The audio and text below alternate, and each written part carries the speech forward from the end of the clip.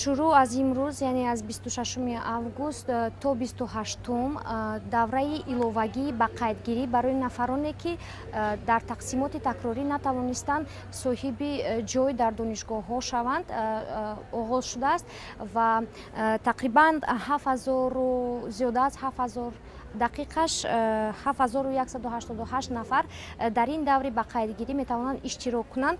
Нуқтаҳои ба қайдгирии мо дар шаҳри Душанбе, Хорух, Хуҷанд, Қурғонтепа ва Кӯлоб ҷойгир шудааст.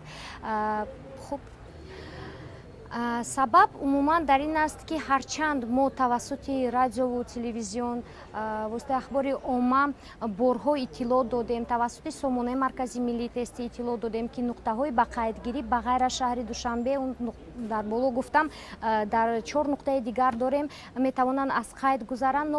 Новобаста аз ин довталабон ҳама ба озими шаҳр шуданд.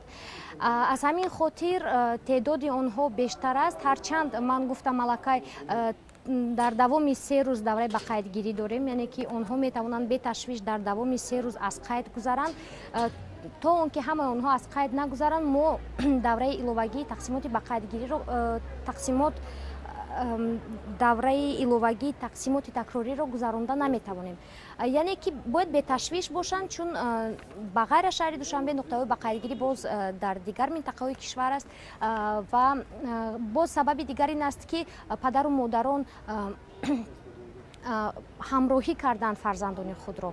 Имрӯз онҳо мехоҳанд ҳамроҳ дар марҳалаи ба қайдгирӣ ҳамроҳи фарзандонашон иштирок кунанд.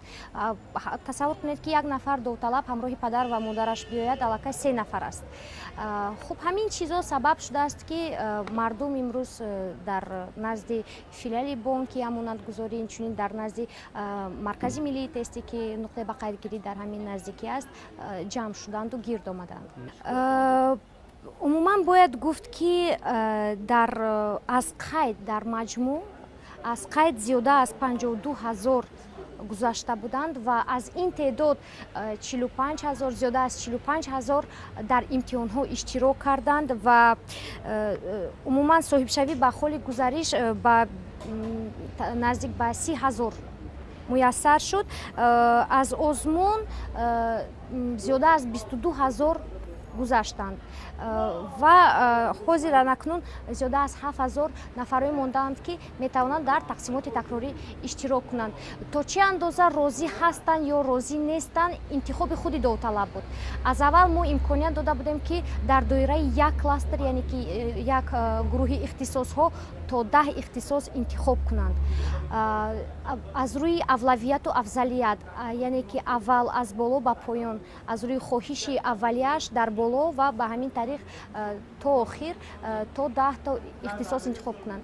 Ва бояд гуфт ки дар давраи иловагӣ ба қайдгирӣ танҳо онҳое иштирок карда метавонанд ки аз озмуни тақсимот ғалтидаанд, яъне онҳое ки бали гузариши фанниро ба даст оварда буданд, лекин дар озмун муваффақ нашуданд.